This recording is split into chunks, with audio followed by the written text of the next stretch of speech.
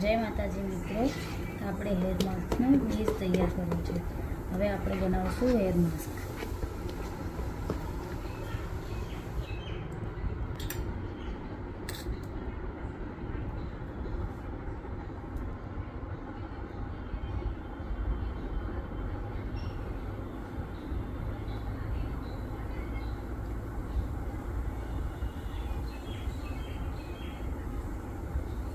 આ 5 જડીબુટ્ટી પાવડર છે. આનાથી હેર ગ્રોથ થાય છે, હેર સિલ્કી થાય છે, શાઇન થાય છે, સ્ટ્રેટ થાય છે, હેર ફોલ થતો હોય તો લોંગ ટાઈમ અટકે છે.